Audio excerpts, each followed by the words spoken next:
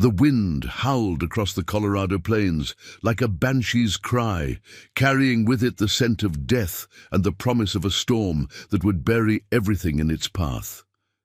Margaret Sullivan pressed her face against the frost-covered window of her homestead cabin, watching the dark clouds gather on the horizon like an army of shadows. In her arms, 3-month-old Samuel whimpered softly, while 4-year-old Emma clung to her worn woolen skirt, sensing the danger that hung in the air like smoke from a dying fire. Before we jump back in, tell us where you're tuning in from, and if this story touches you, make sure you're subscribed, because tomorrow I've saved something extra special for you. Margaret had been alone for 6 days now. 6 days since Thomas had ridden out with the other men from Clearwater Ridge to track down the cattle rustlers who'd been plaguing their settlement. 6 days since she'd watched his broad shoulders disappear into the morning mist, his rifle slung across his back and his jaw set with that stubborn determination she'd fallen in love with 7 years ago in Kansas. But Thomas should have been back by the 3rd day. They all should have been back. The storm was coming fast now, and Margaret knew with a cold certainty that settled in her bones like winter frost that she and her children were about to face something far worse than wind and snow. She just didn't know that salvation would come from the most unexpected source imaginable, a silent figure moving through the storm like a ghost from another world. Margaret Sullivan had never imagined her life would come to this. Born Margaret Catherine Walsh in the bustling streets of Boston, she'd grown up in a world of cobblestones and gas lamps, where the most dangerous thing she'd ever encountered was a runaway carriage or the occasional pickpocket in the market square.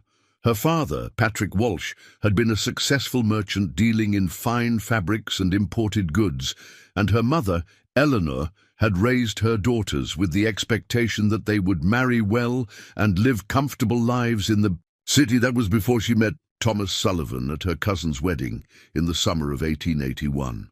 Thomas had been visiting from Kansas, where he'd staked a claim and built a small but thriving cattle operation. He was tall and weathered, with calloused hands that spoke of honest work and eyes the color of prairie grass in autumn. When he asked her to dance, Margaret felt something shift inside her chest, like a door opening to a room she'd never known existed. Her parents had been horrified when she announced her intention to marry Thomas and follow him west.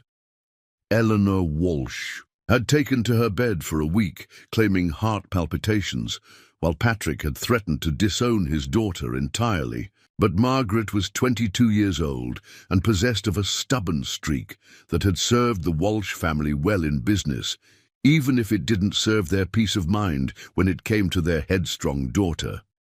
She'd married Thomas in the small Catholic church on Beacon Hill in September, wearing her grandmother's pearl necklace and a dress of ivory silk that would be the finest thing she'd owned for years to come. 2 weeks later, she was on a train heading west, watching the familiar landmarks of her childhood disappear into the distance, like memories fading in morning light. The journey to Kansas had been an adventure at first. Margaret had pressed her face to the window of the railway car, marveling at the endless expanse of land that stretched beyond the horizon. She'd never seen so much sky, so much space where a person could lose themselves and never be found. Thomas had held her hand and told her stories of the land they were going to, painting pictures with his words of golden wheat fields and cattle grazing on hills that rolled like ocean waves. But the reality of frontier life had been harsher than any story. Their first home had been a sod house, carved into a hillside with walls made of earth and grass. Margaret had cried herself to sleep for the first month, listening to mice scurrying in the walls and feeling the weight of all that. Empty land pressing down on her like a physical thing. She'd written letters to her mother every week, describing their hardships in carefully coded language that wouldn't cause too much alarm back in Boston. Thomas had been patient with her adjustment, working from dawn to dusk to build their operation. while trying to comfort his homesick bride in the evenings. He'd built her a proper wooden table for their one-room house, carved from lumber he'd hauled 30 miles from the nearest town.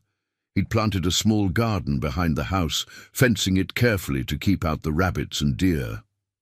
And when winter came that first year, brutal and unforgiving, he'd held her close during the long nights when the wind threatened to tear their little house apart at the seams. Emma had been born in their second year, during a spring storm that had knocked out the windows and flooded half their floor. Margaret had laboured for 18 hours with only Thomas and their neighbour, Mrs. Henderson, to help her. The nearest doctor was 40 miles away, and the creek had swollen too high to cross safely. When Emma finally arrived, red-faced and screaming her protest at the world, Margaret had understood for the first time why her mother had been so terrified of this wild country. Out here, life and death walked hand in hand like old friends, and the margin for error was thinner than morning frost. But Emma had thrived despite the harsh conditions.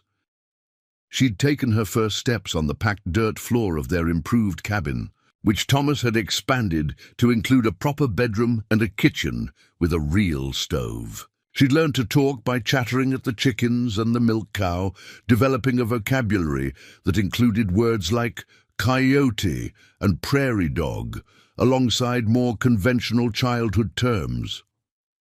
By the time she was 3, Emma could identify the call of every bird within a day's ride and knew which plants were safe to eat and which ones would make her sick. The move to Colorado had come when Emma was 4, prompted by reports of better grazing land and a more established community in the area around Clearwater Ridge. Thomas had sold their Kansas property for a decent profit and invested everything in a larger spread near the Colorado border. The Cap new land was beautiful, with rolling hills covered in buffalo grass and a stream that ran clear and cold even in the driest summers. The cabin Thomas built was the finest home Margaret had ever lived in, with glass windows, a stone fireplace, and a front porch where she could sit in the evenings and watch the sunset paint the sky in shades of gold and crimson. Samuel had been born in that cabin just 3 months ago, arriving during an October blizzard that had caught everyone by surprise. This time, Margaret had been attended by Dr. Morris from Clearwater Ridge, a gruff but competent man who'd delivered half the babies in the territory. Samuel had an easier birth than Emma, arriving quickly and without complications. He was a quiet baby, content to sleep in his mother's arms while his sister chattered at him in the nonsense language she'd developed for communication with infants and animals. The community around Clearwater Ridge had been welcoming, if somewhat reserved. There were about 30 families scattered across the valley, most of them running cattle or sheep operations. The nearest neighbors were the Hendersons, the same couple who'd helped with Emma's birth back in Kansas and had followed the Sullivans west. Their cabin was about 2 miles away, close enough to provide help in emergencies, but far enough to maintain the independence that frontier families valued. There was a general store in Clearwater Ridge, run by a German immigrant named Klaus Weber, who spoke broken English but could calculate prices in his head faster than most people could work with pencil and paper. There was also a blacksmith, a small schoolhouse that doubled as a church on Sundays, and a saloon that Thomas visited occasionally when the work was done and he needed to hear news from the outside world. The men of the community had formed an informal militia to deal with problems that arose from time to time. Cattle rustling had become a serious issue in recent months, with organized gangs moving through the territory and stealing livestock from the smaller ranchers who couldn't afford to hire full-time guards. The local sheriff, based in Pueblo, was a good man, but spread too thin to provide effective protection for the scattered homesteads. That's why Thomas had ridden out with 8 other men 6 days ago, following the trail of the rustlers who'd made off with nearly 50 head of cattle from 3 different ranches. Margaret had packed his saddlebags with jerky and hardtack, filled his canteen with fresh water, and kissed him goodbye on the front porch, while Emma clung to his leg and begged him not to go. "I'll be back in 3 days," he'd promised, swinging Emma up into his arms for a final hug. "4 at the most. You take care of your mother and your baby brother, you hear?" Emma had nodded solemnly, understanding the weight of responsibility even at her young age. Margaret had stood on the porch long after the group of riders had disappeared over the hill, Samuel sleeping peacefully in her arms, while a cold wind whispered through the bare branches of the cottonwood trees that lined the creek. The first 2 days had passed normally enough. Margaret had maintained her usual routine, milking their 2 cows morning and evening, feeding the chickens, and keeping the fire burning in the fireplace. Emma had helped with the simple chores, gathering eggs and stacking firewood under the wood-covered porch. In the evenings, Margaret had read to her daughter from their small collection of books, mostly fairy tales and Bible stories that had been wedding gifts from her family back in Boston. But by the 3rd day, Margaret had begun to feel the first stirrings of unease. The weather had been unseasonably warm, with a strange stillness in the air that seemed to press against the cabin like a living thing. The animals had been restless, the cows lowing mournfully, and the chickens refusing to venture far from their coop. Even Samuel had been fussy, crying more than usual and refusing to nurse properly. On the 4th day, the temperature had dropped 20 degrees overnight, and Margaret had woken to find frost covering the windows and a thin skin of ice on the water bucket. The wind had picked up by afternoon, carrying with it the smell of snow and something else, something that made the hair on the back of her neck stand up like a cat sensing danger. The 5th day had brought the first real snow, not the gentle flakes of early winter, but the hard, driving snow that spoke of a serious storm building in the mountains. Margaret had spent the day securing the cabin, bringing in extra firewood and checking the supplies of food and water. She'd milked the cows early and made sure the chickens were safely locked in their coop. By evening, the wind was howling around, the cabin like a living thing, rattling the windows and sending smoke back down the chimney despite the careful design of Thomas's stonework. Now, on the 6th day, Margaret stood at the window watching the approaching storm and feeling a cold knot of fear in her stomach that had nothing to do with the weather.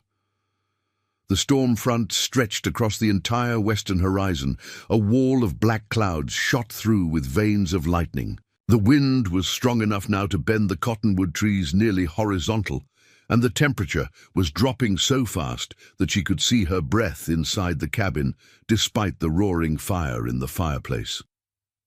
Emma was playing quietly with her corn husk doll near the hearth, occasionally glancing up at her mother with eyes that seemed far too old for her 4 years. Children on the frontier learned early to read the signs of danger, and Emma had inherited her father's ability to sense trouble before it arrived.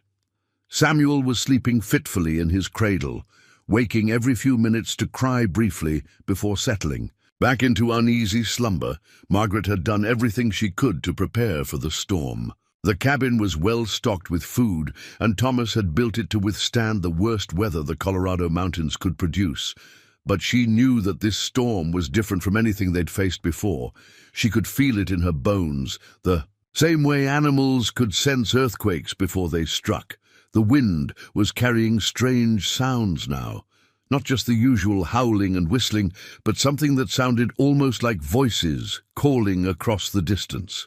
Preparing and narrating this story took us a lot of time, so if you are enjoying it, subscribe to our channel. It means a lot to us. Now back to the story. Margaret told herself it was just the wind playing tricks, the way it could make familiar sounds seem threatening and unknown.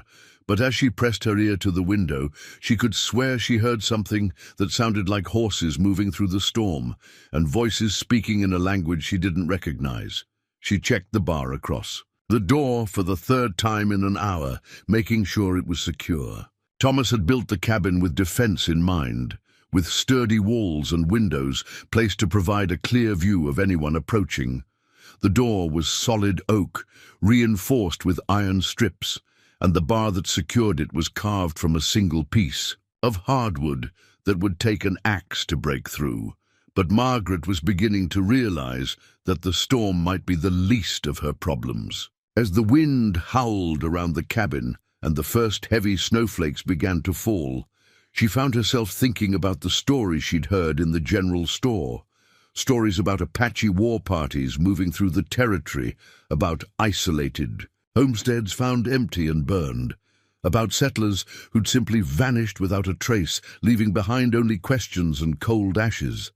She'd always dismissed those stories as the kind of tall tales that men told to frighten women and children. Thomas had assured her that the Apache troubles were mostly in the past, that the tribes had been moved to reservations, and that the few warriors who remained free were more interested in avoiding the army than in attacking individual homesteads.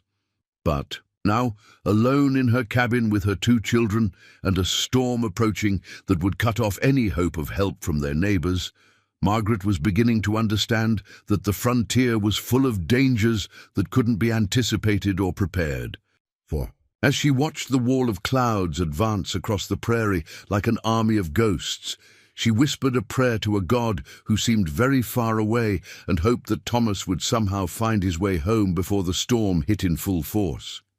She didn't know that at that very moment, less than a mile away, a lone figure was moving through the advancing storm with the silent grace of a predator. She didn't know that this figure had been watching her cabin for hours, studying the layout and the defenses with the patient attention of someone who'd spent a lifetime surviving in a world where the smallest mistake could mean death. And she certainly didn't know that this silent watcher, this ghost in the storm, would soon become the only thing standing between her family and a fate worse than any winter storm could deliver. The storm hit with the fury of a wounded beast. Margaret had seen blizzards before, but nothing like this. Savage wall of wind and snow that slammed into their cabin with enough force to shake the entire structure. The temperature plummeted so rapidly that the water in Samuel's washing basin froze solid within minutes, and frost began forming on the inside walls despite the blazing fire. Emma pressed herself against her mother's legs, no longer pretending, to play with her doll. The 4-year-old's eyes were wide with fear as the cabin groaned under the assault of winds that sounded like screaming demons. Outside, the world had disappeared entirely, erased by a white curtain so thick that Margaret couldn't see the chicken coop 20 feet from their door. "Mama, when is Papa coming home?" Emma's voice was barely audible over the roar of the storm. Margaret smoothed her daughter's tangled hair, trying to project a calm she didn't feel. "Soon, sweetheart. Papa knows how to handle storms like this. He'll find shelter and wait it out." But even as she spoke the words, Margaret knew they rang hollow. No shelter on the open prairie could protect men caught in a blizzard this fierce. The temperature had dropped below 0, and the wind was strong enough to knock a horse off its feet. If Thomas and the other men were still out there, they were in mortal danger. Samuel began crying again, a thin wail that competed with the howling. Wind. Margaret lifted him from his cradle, feeling the chill that had already begun to seep through his blankets. The baby's lips had a bluish tinge that sent ice through her veins. The cabin's single fireplace, adequate for normal winter weather, was losing the battle against this Arctic fury. She moved closer to the hearth, wrapping both children in her heaviest quilt. The flames danced wildly as downdrafts from the chimney sent puffs of smoke into the room. Margaret realized with growing alarm that if the chimney became blocked with snow or debris, they could suffocate from the smoke before they froze to death. The first crash came just after midnight. Something heavy struck the cabin's north wall, with tremendous force, followed by the sound of splintering wood. Margaret's heart hammered as she strained to identify the source. It could have been a tree branch torn loose by the wind, or debris from one of the outbuildings. But it could also be something far more dangerous. She laid Samuel in his cradle and crept to the north window, wiping away the frost with her sleeve. The glass was nearly opaque with ice, but she could make out a dark shape pressed against the cabin wall. As she watched, the wind shifted it slightly, and she realized it was the door from their root cellar, ripped from its hinges and hurled against the cabin like a battering ram. The sight filled her with dread. If the storm was powerful, enough to destroy their carefully constructed outbuildings, what chance did the cabin have? Thomas had built it well, but no structure could withstand the full fury of nature unleashed. Another crash echoed through the night, this one from the direction of the barn. Margaret imagined their 2 cows huddled in terror as their shelter disintegrated around them. She thought of their horses, including Thomas's favorite mare, Celia, and wondered if any of their livestock would survive until morning. Emma had fallen into an exhausted sleep despite the chaos, curled up in the quilt, like a small animal seeking warmth. But Samuel remained restless, crying intermittently and refusing to nurse properly. Margaret knew the signs. The baby was getting cold, despite her efforts to keep him warm. In weather like this, hypothermia could claim an infant within hours. She made a desperate decision. Gathering every blanket and piece of warm clothing in the cabin, she created a nest around the fireplace, piling quilts and buffalo robes until she had constructed a small fortress against the cold. She placed Samuel at the center of this cocoon, then carefully moved Emma without waking her. Finally, she settled herself between her children and the door, her husband's rifle across her knees, and prepared to wait out the longest night of her life. The hours crawled by with agonizing slowness. Margaret dozed fitfully, jerking awake each time the wind shifted or some new piece of debris struck the cabin. She fed the fire constantly, burning furniture when the firewood began to run low. Thomas's handmade rocking chair, the table where they'd shared countless meals, even some of the floorboards near the door, everything became fuel in the fight against the cold. Dawn, when it finally came, brought no relief. The storm showed no signs of weakening, and Margaret realized with growing horror that they might be trapped for days. Their food supplies, while adequate for normal circumstances, wouldn't last long if they were burning everything combustible to stay alive. And Samuel was getting weaker by the hour, his cries becoming feebler as the cold sapped his tiny reserves of strength. It was then that she heard the sound that made her blood freeze in her veins. Over the howling wind came something else, a rhythmic thumping that didn't match the chaotic pattern of the storm. It was deliberate, purposeful, and it was coming from directly outside their door. Margaret gripped the rifle tighter, her hands shaking as she pointed the barrel toward the entrance. The thumping came again, 3 measured beats followed by silence. Then again, someone, or something, was trying to communicate. Emma stirred in her sleep, and Margaret held her breath, praying her daughter wouldn't wake and make noise. The thumping continued, patient and persistent. Whoever was out there wasn't giving up. Margaret's mind raced through possibilities. It could be Thomas, injured and unable to call out. It could be one of their neighbors seeking shelter. But it could also be something far more sinister. Bandits or hostile Indians who'd been caught in the storm and were looking for a warm place to wait it out.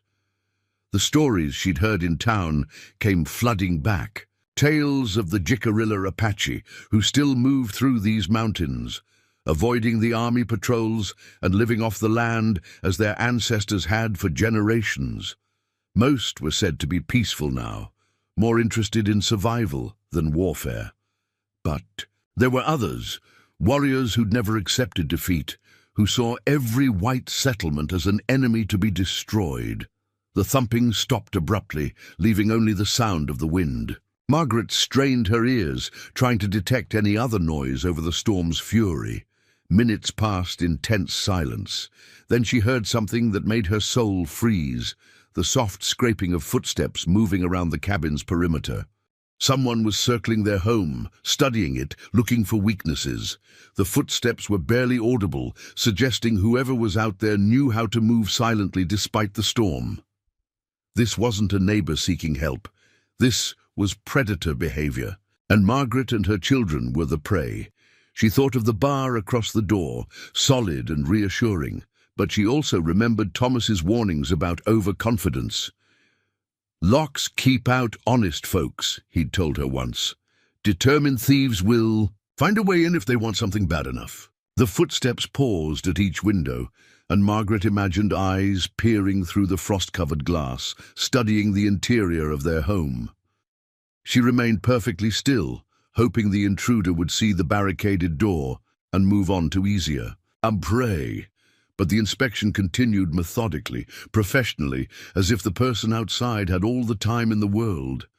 Emma woke with a small whimper, and Margaret quickly placed a gentle hand over her daughter's mouth. The 4-year-old's eyes went wide with fear, but she remained silent, understanding instinctively that they were in danger. Samuel continued sleeping, his breathing shallow but steady. The footsteps moved to the back of the cabin, where Thomas had built a small storage room attached to the main structure. Margaret heard the soft sound of wood being tested, pressure applied to boards and joints. The intruder was looking for loose planks, weak spots that could be exploited. Her hands were shaking so badly now that she could barely hold the rifle steady. She'd fired it before, hunting rabbits with Thomas, but never at a human being. The thought of actually shooting someone filled her with nausea, but the sight of her helpless children gave her resolve. She would do whatever was necessary to protect them. A new sound reached her ears, the soft whisper of metal against wood. Someone was working at the storage room wall with a knife or small hatchet, testing the strength of the lumber. Thomas had built that addition quickly the previous summer, using green wood that might not have seasoned properly, if the boards were weak enough. Margaret made a decision that went against every instinct for self-preservation. She crept to the storage room door, which opened into the main cabin, and pressed her ear against the wood.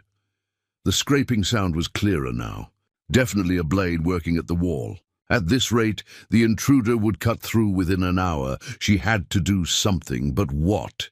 She couldn't abandon her children to confront the threat outside. She couldn't shoot through the wall without knowing exactly where the intruder was positioned, and she couldn't simply wait for the inevitable breach of their defenses.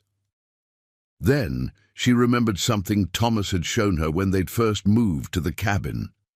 In the storage room floor, hidden beneath a pile of grain sacks, was a loose board that concealed a small space where they kept emergency supplies. More importantly, the space extended under the cabin's main floor, creating a hiding place that could accommodate all 3 of them if necessary.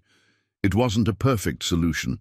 They'd be trapped underneath their own home with no escape route. But it would buy them time, and it might fool the intruder into thinking the cabin was empty. If whoever was outside believed the family had fled into the storm, they might search quickly and move on. The scraping at the wall was getting louder. Margaret gathered her children, whispering urgent instructions to Emma while wrapping Samuel tightly in blankets. She extinguished all but one of the candles, leaving just enough light to navigate by, then crept to the storage room with her precious cargo. The grain sacks were heavy, but adrenaline gave her strength she didn't know she possessed. She cleared the loose board and felt beneath it, finding the narrow crawl space Thomas had shown her. It was tight, barely large enough for an adult and 2 small children, but it would have to do. She lowered Emma into the space first, then passed down Samuel before squeezing in herself. The board settled back into place above them, just as she heard the sound of wood splintering in the storage room wall. Their intruder had broken through. In the cramped darkness beneath the cabin floor, Margaret held her children close and listened to footsteps moving through their home above. The intruder was searching methodically, opening doors and moving objects. She heard the scrape of furniture being shifted, the clatter of dishes being disturbed, the soft thud of personal belongings being examined and discarded.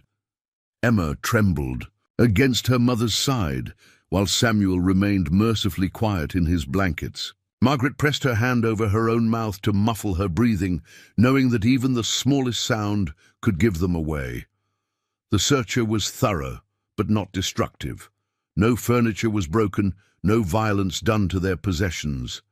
This suggested someone looking for people rather than valuables, someone with a specific purpose that didn't include random destruction.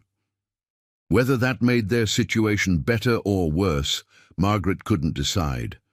After what felt like hours but was probably only minutes, the footsteps moved back toward the storage room. Margaret held her breath as someone walked directly over their hiding place, separated from them by only a few inches of wood. A board creaked under the weight, and she was certain they'd been discovered. But the footsteps continued, moving back. Toward the main room, Margaret heard the front door being tested, the bar rattling in its brackets. Then came a sound that chilled her to the bone, the soft whisper of steel being drawn from leather. Their visitor was armed with more than just a knife. The silence that followed was more terrifying than any noise. Margaret strained her ears, trying to track the intruder's movements, but heard nothing. Minutes crawled by without sound, and she began to wonder if the person had left. But she didn't dare move, didn't dare risk exposing her children by emerging too soon. Emma was growing restless in the cramped space, and Margaret feared her daughter might cry out or try to shift position. She whispered the softest reassurances she could manage, promises that they would be safe soon, that Papa would come home and make everything right again. But even as she spoke the words, Margaret wondered if Thomas was even alive. The storm that had trapped them might have claimed her husband and the other men days ago. She might already be a widow, alone in the wilderness with two small children and a mysterious enemy who moved like a ghost through the howling wind. Above them, the cabin settled into an ominous quiet, broken only by the storm's fury. But Margaret knew with absolute certainty that they were not alone. Someone was still there, waiting with the patience of a hunter who knew his prey had nowhere to run. Time became meaningless in the suffocating darkness beneath the cabin floor. Margaret's muscles cramped from holding her children in the impossibly tight space, but she dared not shift position. Above them, the silence had stretched on for what felt like eternity, broken only by the storm's relentless assault on the cabin walls. Samuel had begun to stir, making small sounds that seemed thunderous in their cramped hiding place. Margaret knew the baby would soon need to nurse, and when he grew hungry enough, no amount of gentle shushing would keep him quiet. They couldn't remain hidden much longer. Just as she was beginning to consider the terrible risk of emerging, a new sound froze her blood. Not from above, but from outside the cabin. Voices carrying on the wind, speaking in a language she didn't recognize. The guttural consonants and flowing syllables were unlike anything she'd heard before, but the tone was unmistakably urgent. Emma pressed closer to her mother, sensing the change in tension. Margaret counted at least 3 distinct voices, maybe more. What had begun as a single intruder had become something far worse. They were surrounded. The voices grew closer, circling the cabin with military precision. Margaret caught fragments of conversation, the speakers clearly coordinating their movements. These weren't random wanderers seeking shelter from the storm. This was an organized group with a specific objective. A sharp crack echoed through the cabin as the front door splintered. The bar that Thomas had crafted so carefully was being systematically destroyed by someone who understood the mechanics of breaking down fortified entrances. Margaret heard the sound of wood being pried apart, metal hinges protesting under pressure, and finally the crash as the door gave way entirely. Multiple sets of footsteps entered the cabin, moving with purpose. Through the rooms above, the searchers were thorough, checking every corner, every possible hiding place. Margaret heard furniture being overturned, floorboards being tested, walls being tapped for hollow spaces. They were looking for her and the children specifically. This wasn't a random raid or robbery. Someone had known the cabin would be occupied, had planned this intrusion with frightening efficiency. But who could have such detailed knowledge of their situation? The answer came to her with sickening clarity. Someone had been watching them, studying their routines, learning their vulnerabilities. The mysterious figure she'd glimpsed moving around the cabin earlier hadn't been their only visitor. They'd been under surveillance for days, perhaps weeks, and she'd never known. One of the searchers was directly above their hiding place now, and Margaret could hear him testing floorboards with his foot. Each creak of the wood sent spikes of terror through her body. Emma had gone completely rigid, understanding instinctively that absolute stillness was their only hope of survival.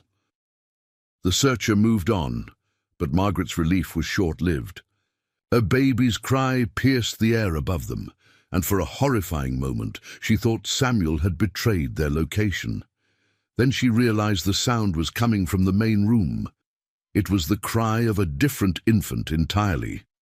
Her mind reeled with confusion until the terrible truth became clear. The voices outside hadn't been coordinating an attack on her family. They'd been responding to an emergency, and that emergency involved other settlers, other children caught in the storm's fury. Margaret pressed her ear to the floorboard above, straining to understand what was happening.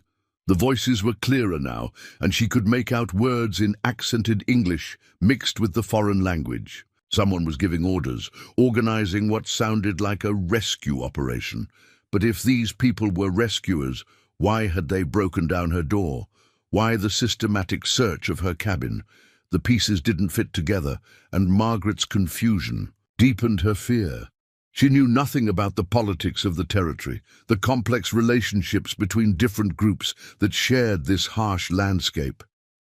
Samuel chose that moment to wake fully, his small voice joining the chorus of infant cries echoing through the cabin. Margaret clamped her hand gently over his mouth, but it was too late. The footsteps above stopped moving, and she heard a sharp exchange in the foreign language. Someone knelt on the floor directly above them, and Margaret could feel the pressure of their weight through the thin boards.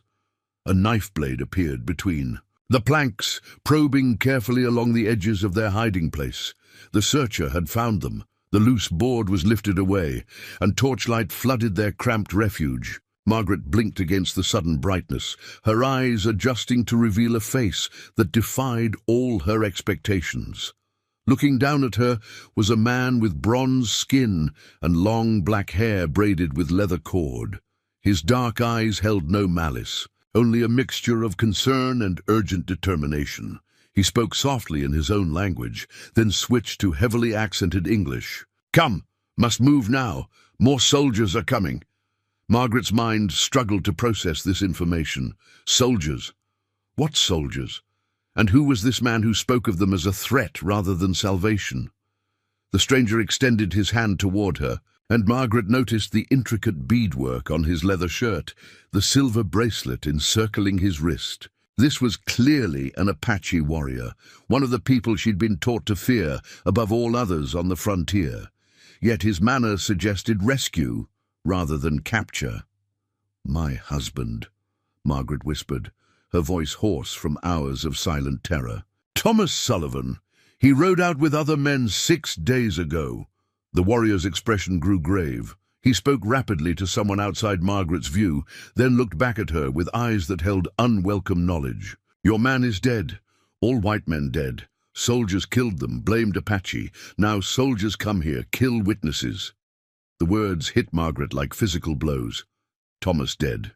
Not lost in the storm, not captured by rustlers, but murdered by the very soldiers who were supposed to protect frontier families. Her world tilted on its axis, and she felt the ground shifting beneath her like quicksand.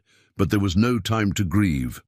The warrior was already lifting Emma from their hiding place, his movements gentle despite the urgency of the situation. The 4-year-old didn't resist, seeming to understand that this strange man represented safety rather than danger. "Why?"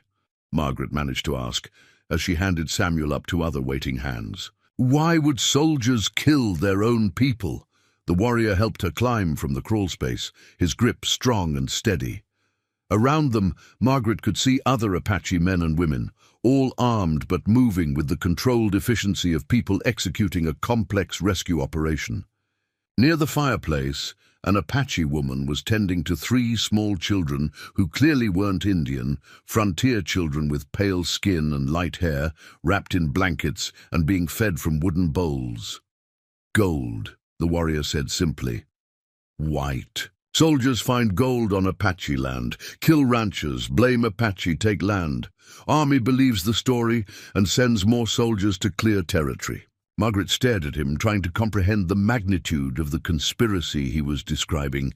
But the rustlers, Thomas was tracking cattle thieves. No rustlers. Soldiers steal cattle, sell them to army posts in New Mexico. Perfect crime. Steal from settlers, sell to the government, blame Apache for everything. The pieces were falling into place with horrifying logic. The organized nature of the cattle thefts, the professional way the thieves had avoided capture, the convenient timing that had drawn all the men away from their families during the worst storm in years. It had all been orchestrated by the very people sworn to protect them. One of the Apache women approached Margaret, carrying a bundle of warm furs and speaking rapidly to the warrior in their shared language. He nodded and turned back to Margaret. My sister says storm breaking. More soldiers come at dawn. We go now. Take you to a safe place. Margaret looked around her cabin, seeing it clearly for perhaps the last time. Everything Thomas had built, everything they'd worked for together, would be left behind. The soldiers would probably burn it to support their story of Apache raids. By tomorrow, there would be nothing left to prove the Sullivan family had ever existed. The other children, she said, nodding toward the pale-skinned youngsters being cared for by the Apache women. Their families. The warrior's expression darkened. Soldiers came to Henderson Place yesterday, killed parents, took children to sell to Mexicans. We stopped them, saved the children, but my parents already dead. Margaret felt her knees buckle. The Hendersons had been their closest neighbors, their friends since Kansas. The thought of kind, gentle Mrs. Henderson and her husband, murdered in cold blood while their children were taken for slaves, was almost more than she could bear. But Emma was tugging at her skirt, and Samuel was crying in the arms of the Apache woman who held him. Her own children needed her strength now, needed her to make the impossible choice between certain death and uncertain salvation. "Where will you take us?" she asked. "Sacred Canyon, 3 days' ride. Apache people there, safe from soldiers. You, stay until we can take you to Mexican traders, get you to California. California. It might as well have been the moon." Margaret had never been more than 50 miles from a place she could call home, and now this stranger was asking her to trust him with her children's lives, to follow him into a wilderness she couldn't imagine. But what choice did she have? If the warrior was telling the truth about the soldiers, staying here meant death for all of them. At least with the Apache they had a chance. The warrior seemed to read her thoughts. "I am called by thunder. My English name is Daniel. I studied at mission school before the war started. I know white ways, Apache ways. I will keep your children safe." There was something in his voice, a quiet authority that inspired confidence. Despite the impossible circumstances, Margaret found herself nodding, accepting a future she couldn't have imagined an hour ago. The Apache moved with incredible efficiency, gathering the rescued children and what supplies could be easily carried. Margaret was given warm furs to wrap around herself and the children, along with moccasins that would be quieter than her leather boots. Someone handed her a pouch of dried meat and another of parched corn. Within minutes, they were ready to leave. Margaret took one last look at her home, at the life she was abandoning. The fire in the fireplace was already dying down, and frost was forming on the windows again. By morning, the cabin would be as cold and empty as a tomb. Called by Thunder appeared at her side, leading a sturdy pony loaded with supplies. "You ride with children. Storm's still bad, but we know paths soldiers don't." Follow close. Stay quiet. Your life depends on it." Margaret nodded, accepting his help to mount the pony with Samuel in her arms while Emma was lifted up behind her. Around them, the Apache were mounting their own horses, shadows in the storm-swept darkness.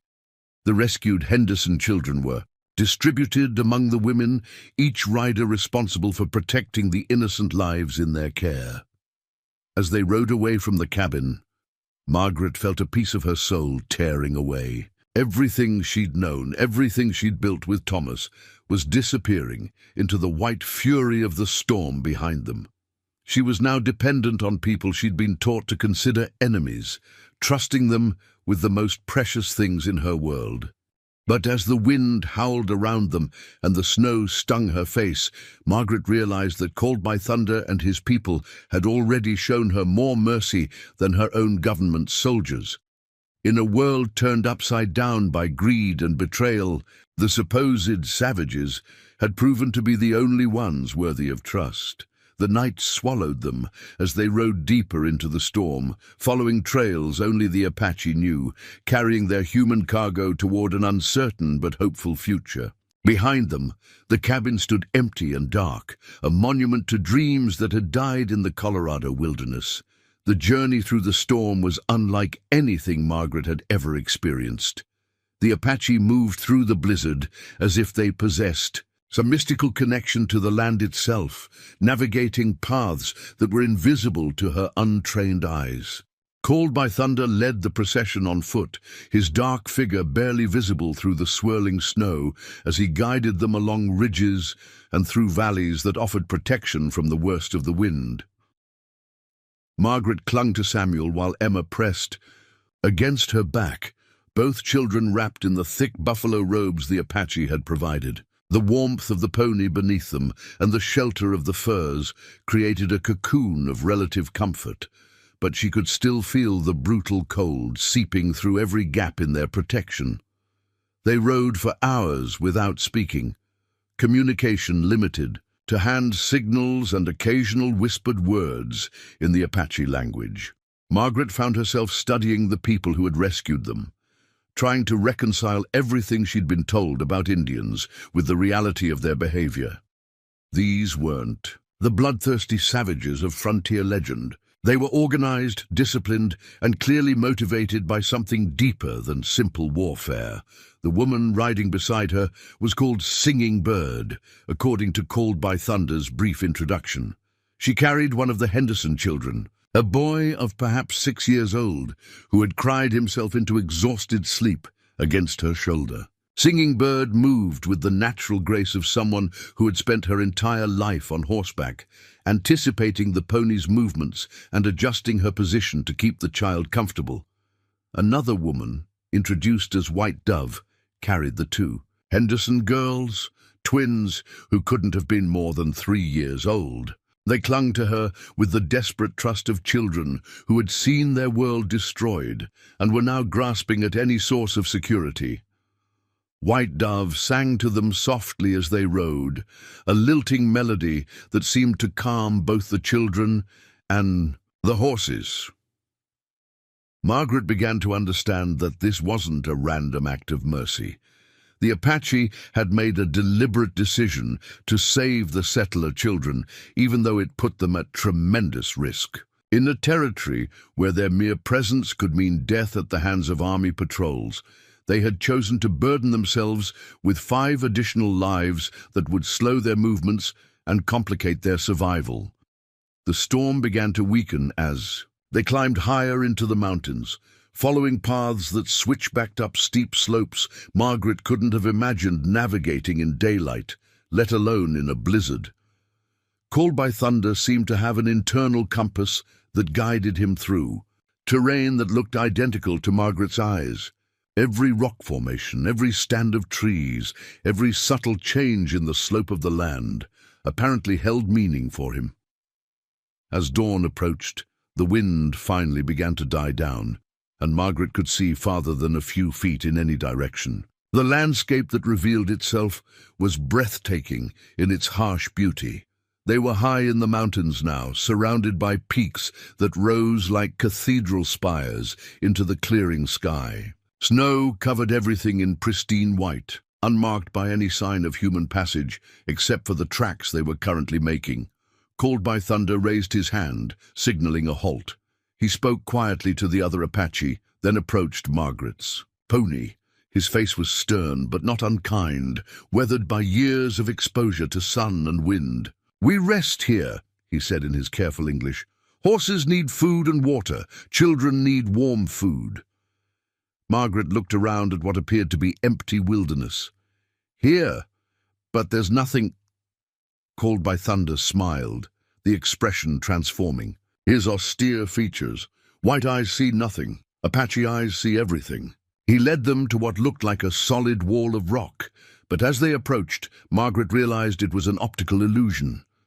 A narrow passage opened between two massive boulders, invisible from more than a few yards away. The passage led into a hidden canyon, sheltered from the wind and containing a small grove of pine trees that had been bent and shaped by years of storms into a natural windbreak.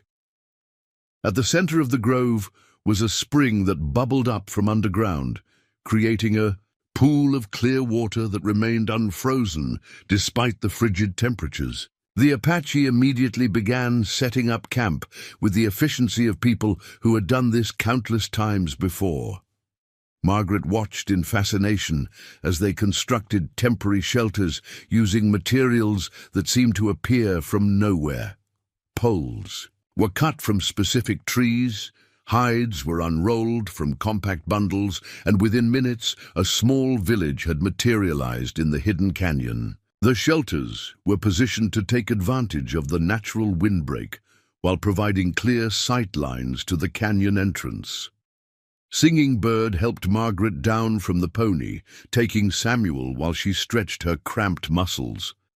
The baby was crying again, and Margaret realized with embarrassment that she needed privacy to nurse him. In the chaos of their escape, such practical considerations had been forgotten. White Dove seemed to understand without words being spoken. She gestured toward one of the newly constructed shelters, speaking rapidly to Singing Bird in Apache. The two women led Margaret inside, where warm furs had been spread on the ground and a small fire was already burning in a carefully constructed fire pit. The shelter was surprisingly spacious and warm, the hide walls blocking the wind while allowing smoke to escape through an opening at the top.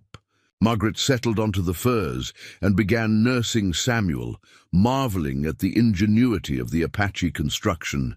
Every detail had been planned for maximum efficiency and comfort. Emma had followed them into the shelter, her eyes wide with curiosity as she examined their temporary home. She touched the hide walls experimentally, then looked at the Apache women with the direct gaze that children used when trying to understand new situations. "Are you going to scalp us?"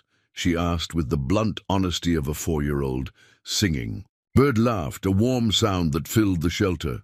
"No scalping," she said in heavily accented English. "We are grandmothers. We protect children, not hurt them." Margaret felt a flush of shame at her daughter's question, realizing how the prejudices of frontier society had already begun to shape Emma's understanding of the world.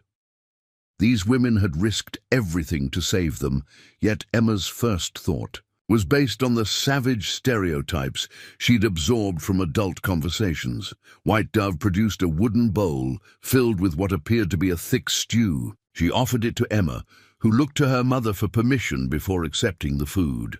The stew was surprisingly delicious, with meat that Margaret couldn't identify, mixed with roots and herbs that created a complex, satisfying flavor. "What kind of meat is this?" Margaret asked, realizing she was hungrier than she'd been aware of. "Deer," Singing Bird replied. "Killed yesterday before the storm. Apache never waste, never take more than needed."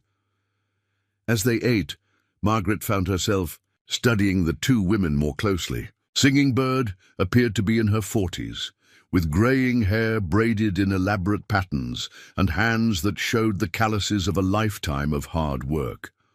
White Dove was younger, perhaps Margaret's own age, with intelligent eyes and a gentle manner that immediately put the children at ease.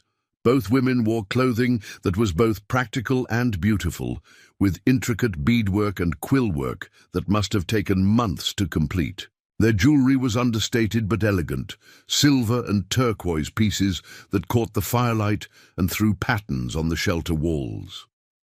Called by Thunder appeared at the shelter entrance, ducking his head to enter. He had removed his heavy winter clothes, revealing the full extent of his imposing physique. He was tall for an Apache, with broad shoulders and arms that spoke of a lifetime of physical labor. But it was his eyes that struck Margaret most forcefully, intelligent, compassionate, and filled with a sadness that seemed to carry the weight of his people's suffering. "Children eat well?" he asked, settling cross-legged near the fire. "Very well," Margaret replied. "Thank you for everything. I don't know how to repay such kindness." Called by Thunder studied her face in the firelight. "You learn Apache ways, help teach white ways to our children. Both peoples need understanding if there is to be peace." Margaret considered this proposal. The idea of living among the Apache, of raising her children in their culture, was both terrifying and strangely appealing. After what she'd learned about the soldiers' betrayal, she wasn't sure she wanted to return to white society at all. "How long have you been watching our homestead?" she asked. 2 weeks. We saw soldiers talking to bad white men, planning something. We followed, learned of gold discovery. Knew trouble was coming. But why help us? Why risk your people's safety? For strangers, Called by Thunder was quiet for a long moment, staring into the fire. When he spoke, his voice carried the weight of personal experience. "My wife was white woman, captured by Comanche when she was a girl, raised Apache. She died giving birth to our son 3 winters ago. Before she died, she made me promise to help white children when I could. Said children are innocent, no matter what color their skin." Margaret felt tears stinging her eyes. The complexity of this man's story, the depth of loss he carried, made her own grief seem less isolated. In the space of a few hours, she had discovered that the world was far more complicated than she'd ever imagined. "Your son?" she asked gently. "Rides with warriors now. 16 winters old, angry at all white people. He did not want to save you." Called by Thunder's smile was sad. "But the Apache way is to protect innocent ones. He will learn." Emma had finished her stew and was now playing with a small carved horse that White Dove had given her. The toy was exquisitely crafted, with tiny details that spoke of hours of patient work. Margaret watched her daughter's face light up with genuine delight, the first moment of joy she'd shown since their ordeal began. "The other children," Margaret said, "the Hendersons, will they be safe?" "They come with us to the sacred canyon. Apache families will adopt them, raise them as our own. They will learn 2 ways of living and be bridges between peoples." Margaret tried to imagine little Billy Henderson with his freckled face and gap-toothed grin. Growing up as an Apache warrior, it seemed impossible, yet she was beginning to understand that survival often required impossible adaptations. And, "My children, what will happen to them?" Called by Thunder studied Samuel, who had fallen asleep in his mother's arms after nursing. "Your son will grow strong in mountain air. Your daughter will learn skills no white school can teach. When they are grown, they choose their own path." It wasn't the future Margaret had planned, but it was a future. More than that, it was a future built on principles that seemed more honorable than anything she'd encountered in so-called civilized society. The Apache had shown her more genuine kindness in one night than the government that was supposed to protect her had shown in years of empty promises. Outside the shelter, she could hear the other Apache moving about the camp, tending to horses and preparing for the next stage of their journey. Their movements were quiet but purposeful, the actions of people who understood that survival depended on constant vigilance and preparation. "How far is the sacred canyon?" she asked. 2 days if the weather holds. but soldiers may follow when the storm clears. We must move carefully, watch for signs. Margaret nodded, accepting the reality of their situation. They were fugitives now, refugees in their own country, dependent on the skills and goodwill of people they'd been taught to. Fear! But as she looked at her sleeping children, warm and safe in the Apache shelter, she realized that fear had been replaced by something she hadn't expected. Hope. The firelight flickered on the hide walls, casting dancing shadows that seemed to tell stories of their own. Outside, the storm was finally ending, and tomorrow would bring new challenges. But for the first time since Thomas had ridden away 6 days ago, Margaret felt that she and her children might actually survive what seemed impossible.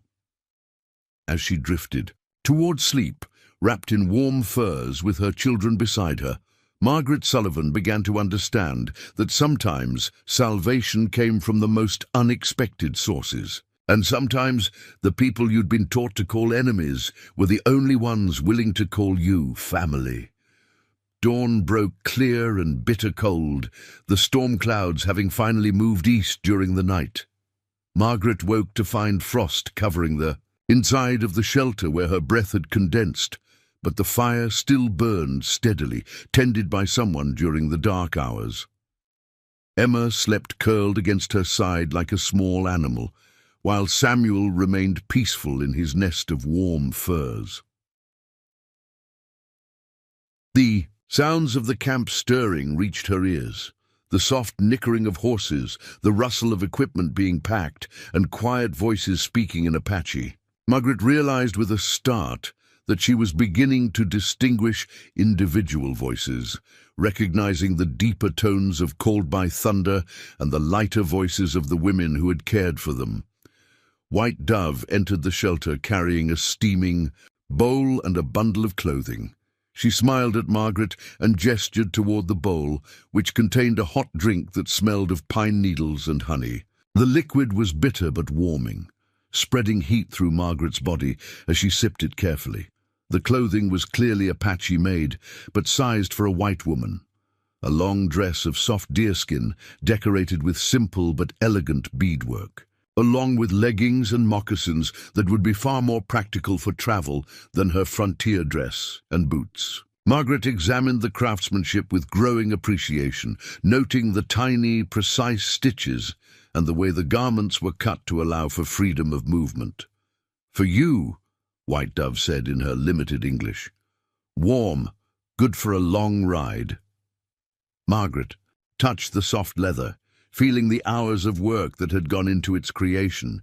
"This is beautiful, but I can't accept something so valuable." White Dove looked puzzled, then spoke rapidly to Singing Bird, who had just entered the shelter. The older woman listened, then smiled and addressed Margaret. "Apache way. You need, we give. You have, we share. No such thing as too valuable." When life is at stake, Margaret felt her eyes filling with tears again. The generosity of these people, who had so little material wealth by white standards, was humbling beyond words. She accepted the clothing with genuine gratitude, understanding that refusing would be an insult to their culture of sharing. As she changed into the Apache dress, Margaret caught sight of herself in White Dove's small mirror. The transformation was startling. The soft leather molded to her body in a way that was both modest and flattering, and the earth tones of the beadwork complemented her hair and complexion. She looked like a different person, someone who belonged in this harsh but beautiful landscape. Emma woke as Margaret was braiding her hair in the simple style that White Dove had shown her. The 4-year-old stared at her mother with wide eyes, taking in the dramatic change in her appearance. "Mama, you look like an Indian lady," Emma said, with the blunt honesty of childhood. "I look like someone who's learning to survive," Margaret replied, surprised by her own words. The phrase had come unbidden, but it felt true in a way that struck her to the core. Called by Thunder appeared at the shelter entrance, and Margaret saw his eyes widen slightly as he took in her transformation. For a moment, something flickered. In his expression, surprise, approval, perhaps even admiration, before his features returned to their usual composed mask. "We leave soon," he said. "Scouts report soldiers moving from town. They follow the storm trail. Look for survivors." Margaret's blood chilled. "How far behind us?" "Half a day, maybe less. But they follow the wrong trail. Storm covered our tracks, confused them. Still, we must move quickly." As they prepared to leave the hidden canyon, Margaret marveled at how completely the Apache erased all traces of their presence. The shelters were dismantled and the materials packed away so efficiently that within minutes no sign remained of their overnight camp. Even the fire pit was carefully covered and disguised, leaving the canyon looking as pristine as when they'd arrived. The Henderson children were distributed among the Apache women again, but Margaret noticed that they seemed more relaxed today, less traumatized by their ordeal. Children, she reflected, were remarkably adaptable when treated with kindness and consistency. Billy Henderson was actually smiling as he rode with Singing Bird, chattering in a mixture of English and the few Apache words he'd already learned. The trail out of the canyon was even more treacherous than the one they'd used to enter, winding along narrow ledges that dropped away into seemingly bottomless chasms. Margaret forced herself not to look down, focusing instead on the sure-footed pony that carried her and her children with calm confidence. Called by Thunder had positioned himself at the rear of the group, frequently scanning their back trail for signs of pursuit. Margaret could see the tension in his shoulders, the way his hand rested near the rifle that hung from his saddle. They might have gained time by confusing the soldiers, but they were far from safe. The landscape they traveled through was unlike anything Margaret had seen before. The storm had left everything covered in pristine snow, but beneath the white blanket she could sense the raw power of the mountains.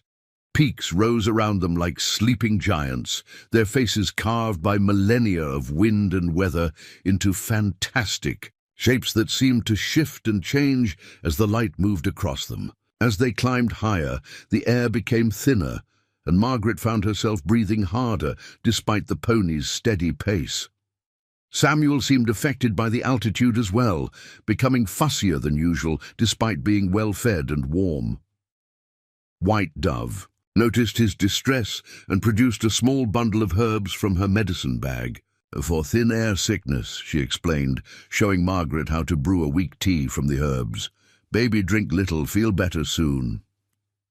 The remedy worked remarkably well, and Samuel settled into peaceful sleep within minutes of drinking the herbal tea. Margaret filed the knowledge away, understanding that she was receiving an education in survival skills that no white school could provide. By midday, they had reached a high plateau that offered spectacular views in all directions. Called by Thunder called a brief halt, using the vantage point to scan the valleys below with a small telescope that Margaret was surprised to see him carrying. "Apache don't use white man's tools," she asked, noticing his skilled handling of the instrument. "Apache use whatever helps Apache survive," he replied without looking away from the telescope. "White man's tools, Mexican tools, Apache tools, all just tools. Smart warriors use his best tool for each job." Margaret pondered this philosophy as they rested. It was so different from the rigid thinking she'd encountered in frontier society, where using Indian methods was seen as going backwards, becoming less civilized. The Apache seemed to view civilization as a set of useful techniques rather than a moral hierarchy. "You studied at mission school," she said. "What was that like?" Called by Thunder lowered the telescope and looked at her with an expression that mixed pain with determination. "Learned to read white man's books, speak white man's language, understand white man's thinking.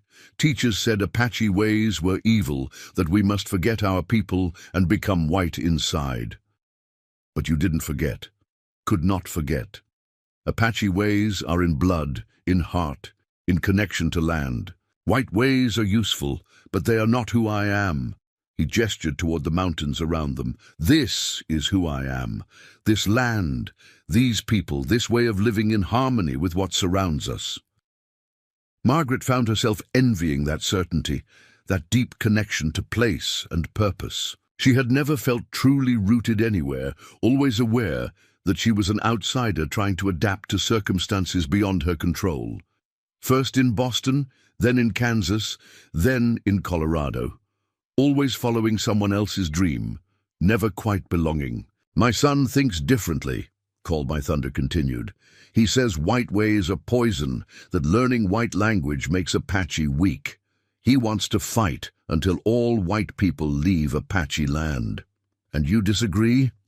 I think fighting and dying is easy. Living and learning is hard. My son will choose his own path when he is ready. As they resumed their journey, Margaret thought about the complexity of Called by Thunder's position. He was caught between two worlds, trying to preserve his people's culture while adapting to the reality of white expansion. It was a balancing act that required incredible wisdom and strength. The afternoon brought new challenges as they descended into a series of narrow canyons where the snow had drifted deep enough to slow their progress significantly. The ponies struggled through some drifts that came up to their bellies, and more than once Margaret feared they would become trapped in the narrow passages. But the Apache knew these canyons intimately, finding paths that avoided the worst of the drifts and taking advantage of wind patterns that had kept some areas relatively clear. Margaret began to understand that this wasn't just local knowledge. It was a deep, almost mystical understanding of how the land behaved under different conditions. They were making good time through a particularly narrow section when Called by Thunder suddenly raised his hand, signaling everyone to freeze. Margaret held her breath, straining her ears for whatever had alerted him. Then she heard it. The distant sound of horses moving through snow, accompanied by voices that carried on the thin mountain air. The soldiers had found their trail. Called by Thunder spoke rapidly in Apache, and the group immediately began moving with urgent efficiency. Margaret found herself swept along in a controlled retreat deeper into the canyon system, following paths that seemed to exist only in the Apache imagination. They rode in complete silence now. The only sounds, the soft plodding of hooves in snow and the whisper of leather against leather. Even the children seemed to understand the need for quiet, their eyes wide with fear, but their voices stilled by the tension that gripped the adults. The canyon walls rose higher around them, cutting off more and more of the sky until they were riding through what felt like a tunnel carved from stone. Margaret could hear the soldiers' voices echoing off the rocks behind them, but the echoes were distorted and confused, making it impossible to judge how close their pursuers might be. Then Called by Thunder led them into what appeared to be a dead end, a box canyon with walls too steep to climb and no visible exit. Margaret felt panic rising in her chest as she realized they were trapped, with hostile soldiers closing in and nowhere to run. But Called by Thunder dismounted calmly and walked to what looked like a solid wall of rock. He pressed his hands against the stone in a specific pattern, and Margaret gasped as a section of the wall swung inward, revealing a hidden passage that had been completely invisible from even a few feet away. "Sacred place," he whispered as he helped Margaret down from her pony. "Soldiers cannot follow here. Their horses are too big, their minds too small." The passage was barely wide enough for a single person leading a horse, and Margaret had to duck her head to avoid the low ceiling. But after a few yards, it opened into a vast underground cavern lit by shafts of sunlight that filtered down through cracks in the ceiling high above. The cavern was warm, heated by hot springs that bubbled up from deep underground. Steam rose from pools of mineral-rich water, creating an otherworldly atmosphere that seemed to transport them to a different realm entirely. The walls were covered with ancient drawings, horses and buffalo, warriors and spirits, the history of the Apache people painted in pigments that had lasted for centuries. "Welcome to the heart of Apache country," Called by Thunder said softly. "Here we are safe. Here, we are home. The sacred cavern was a world unto itself, a cathedral of stone where time seemed to move differently than in the outside world. Margaret stood in wonder, watching steam rise from the natural hot springs, while ancient pictographs gazed down from walls that had witnessed countless generations of Apache ceremonies. The air was warm and humid, carrying the mineral scent of the springs and something else, something that felt like peace itself. Called by Thunder moved through the cavern with reverent familiarity, leading the horses to a section where grass grew in patches illuminated by skylights far above. The Apache women began unpacking supplies with the efficiency of people who had used this sanctuary before, but their movements were quieter here, more respectful, as if they were in a church. "How long can we stay?" Margaret asked, settling Samuel on a soft patch of moss near one of the warm pools. "Until soldiers give up searching," the Call by Thunder replied. "Maybe one day, maybe 10 days. This place has everything we need. Water, warmth, grass for horses, fish in deep pools. Apache people have sheltered here for many generations." Emma had discovered the pictographs and was studying them with the intense curiosity of childhood. She traced the outlines of painted horses with her finger, her face lit with wonder. One of the Apache women, an elderly matriarch called Grandmother Moon, watched the child with amused tolerance. "She sees the old stories," Grandmother Moon said in careful English. "Children always see what adults forget to look for." Margaret approached the wall paintings more cautiously, aware that she was looking at something sacred to these people. The images seemed to tell a story. Hunters pursuing buffalo across painted plains, warriors on horseback facing enemies, families gathered around fires under star-filled skies. But there were other images too, more mysterious ones that seemed to depict spirits or visions rather than earthly events. "What do they mean?" she asked, Called by Thunder, who had come to stand beside her. "Story of our people, where we came from, how we learned to live on this land, what spirits guide us." He pointed to a figure that seemed to be half human, half eagle. "Thunder being, he teaches us about storms, about power that comes from the sky. Is that how you got your name?" Called by Thunder nodded. "Vision quest when I was 16, Thunder. Being spoke to me in dream, said I would walk between two worlds, speak for those who have no voice. Took me many years to understand what it meant." Margaret studied his profile in the dim light, seeing the weight of responsibility he carried. "And now you understand? Now I speak for Apache children who will grow up in white man's world. And for white children who must learn Apache ways to survive. Thunder being new, both would be needed."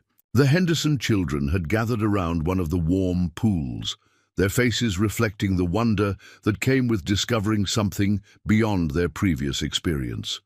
Billy was asking rapid questions in the mixture of English and Apache words. He'd picked up while the twins simply stared at the rising steam with wide eyes.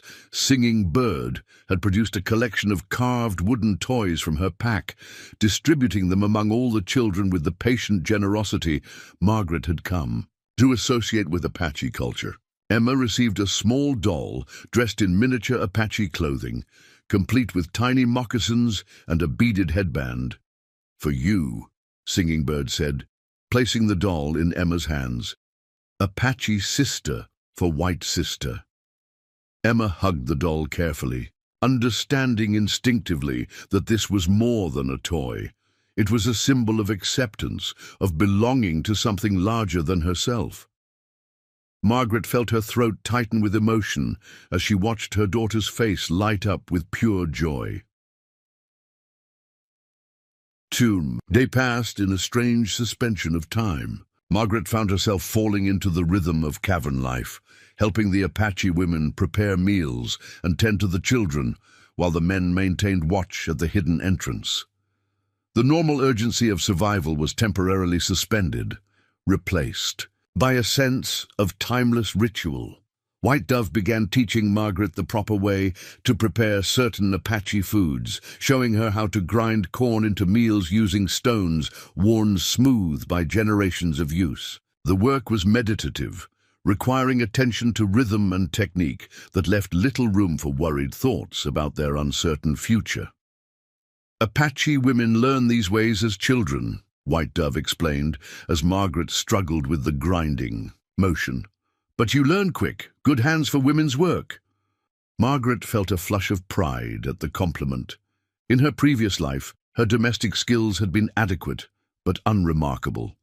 Here, learning to prepare food that could sustain life in the wilderness felt like acquiring sacred knowledge. As evening approached, the Apache began what was clearly a familiar ritual. They gathered in a circle around one of the larger pools, with the children sitting cross-legged on woven mats, while the adults remained standing. Grandmother Moon stepped forward, her aged voice carrying clearly in the cavern's acoustics. She began to speak in Apache, her words flowing like music through the warm air. Margaret couldn't understand the language, but she could feel the power in the elder's voice, the weight of stories that connected past and present, called by thunder. Leaned close to Margaret, translating in whispers. She tells children about the first woman, who taught Apache people how to live in harmony with land, how first woman made an agreement with thunder beings, promising that Apache would protect sacred places in exchange for protection from enemies. The story continued, weaving together creation myths and practical wisdom in a way that made both seem equally important. Margaret found herself drawn into the narrative despite the language barrier, understanding that she was witnessing something rare, the transmission of cultural knowledge that had survived centuries of attempted destruction. When Grandmother Moon finished speaking, she gestured toward Margaret and the Henderson children. She spoke again in Apache, her tone becoming more formal, more ceremonial. She says you are no longer strangers. Called by thunder translated. You have eaten Apache food, worn Apache clothes, slept under Apache protection. By ancient law, you are now part of a tribe with all rights and responsibilities that brings. Margaret felt the weight of this pronouncement. She was being offered something beyond mere shelter, true belonging, complete acceptance into a culture that had every reason to reject her. The responsibility was overwhelming, but so was the honor. What does that mean exactly? She asked. Means Apache people will die to protect you and your children. Also means you must live by Apache laws, contribute to the welfare of the tribe, put the needs of the community before personal desires. Margaret looked around the circle at the faces watching her. Men and women who had risked everything to save her family, children who had already begun to accept Emma as a sister, elders who were offering to share the wisdom of generations. The choice seemed obvious, but she needed to be certain she understood its implications. And if I accept this honor, what happens to my children's future? Will they ever be able to return to white society? Called by Thunder considered this carefully. They will know both worlds, be able to choose their path when they are grown, but they will always be Apache in heart, even if they live among whites. This cannot be undone. Margaret thought of her parents in Boston, of the life she had originally planned for her children. That world seemed impossibly distant now, as foreign as the moon. The reality was that her children's future lay with these people in this harsh but beautiful land, learning skills and values that would serve them better than any formal education. I accept, she said simply, her voice carrying clearly in the cavern's stillness. Grandmother Moon smiled, her weathered face creasing with genuine warmth. She approached Margaret and placed her hands on either side of her face, speaking words in Apache that sounded like a blessing or prayer. She gives you the Apache name, Called by Thunder explained. Woman who walks between worlds. She says you will help both peoples understand each other. The ceremony continued with the Henderson children, each receiving their own Apache names, and formal acceptance into the tribe. Billy became Little Wolf Who Learns Fast, while the twins were named Morning Star and Evening Star. Margaret watched their faces transform as they realized they were being offered not just survival, but a new identity, a new family. As the formal ceremony concluded, the Apache began preparing for the night. But the atmosphere had changed. Where before there had been the tension of refugees seeking temporary shelter, now there was the calm of people who had found their place in the world. Margaret settled near one of the warm pools with Samuel, listening to the quiet conversations around her. Some of the Apache were speaking in English now, making an effort to include her in their discussions. She learned that several of them had experiences similar to Called by Thunder's, forced education in mission schools that had tried to strip away their cultural identity. White teachers said Apache ways were savage, one of the younger men explained, but Apache ways keep people alive in land that kills white settlers, which is really savage. It was a question that struck at the heart of everything Margaret had been taught about civilization and progress. She was beginning to understand that the Apache weren't primitive people who needed to be civilized. They were sophisticated survivors who had developed complex solutions to the challenges of their environment. As the cavern settled into nighttime quiet, Margaret found herself unable to sleep despite her exhaustion. The events of the past few days had shattered her understanding of the world so completely that she felt like a different person entirely. The woman who had stood at her cabin window watching the storm approach seemed like a stranger now. Called by Thunder appeared beside her, moving silently across the cavern floor. "You think too much," he said softly. "Apache learns to have a quiet mind. Listen to what land teaches." "How do you do that? How do you find peace when everything you believe turns out to be wrong?" He settled beside her, his presence solid and reassuring in the dim light. "Not wrong, just incomplete. Truth is bigger than any one person's understanding. Apache truth, white truth, Mexican truth, all pieces of the same big truth." Margaret considered this, finding comfort in the idea that her previous beliefs weren't necessarily false, just limited. "What will happen to us now? I mean, after we reach the sacred canyon? You will learn, children will learn, tribe will learn from you also. Change is like a river, cannot be stopped, only guided in a good direction." They sat in comfortable silence, listening to the soft sounds of the sleeping camp and the eternal bubbling of the hot springs. Margaret felt something shifting inside her, a letting go of the fear and uncertainty that had dominated her thoughts since Thomas's death. "I'm not the same person I was a week ago," she said finally. "Good," the Call by Thunder replied. "Same person would not survive what comes next. New person has a chance to build a new life, teach children how to be strong in a world that changes like weather." As dawn light began filtering through the cavern's skylights, Margaret realized that she was no longer a refugee fleeing from disaster. She was something new, a bridge between worlds, a woman who could help her children navigate the complex future that awaited them. The soldiers outside might still be searching, but she no longer feared them. Whatever came next, she would face it with the strength of her new people behind her and the wisdom of both worlds to guide her path. 3 days passed in the sacred cavern before Called by Thunder's scouts brought disturbing news. The soldiers had not given up their search as expected. Instead, they had established a permanent camp at the mouth of the canyon system, effectively trapping the Apache group inside the mountain sanctuary. Margaret watched Call by Thunder's face as he received the report from a young warrior who had somehow managed to slip past the military cordon. The scout spoke rapidly in Apache, his words carrying an urgency that needed no translation. Other warriors gathered around, their expressions growing increasingly grim as they heard the details. "What is it?" Margaret asked, though she already dreaded the answer. Called by Thunder's jaw tightened. "Soldiers are not looking for survivors anymore. They are looking for witnesses. Someone told them about gold discovery, about what really happened to your husband and other men." Margaret felt her blood turn to ice. They know we escaped? They know someone escaped. They bring an Apache tracker from Fort Bowie, a half-breed who works for the army. He follows our trail to the cavern entrance but cannot enter the sacred place, so soldiers try to starve us out.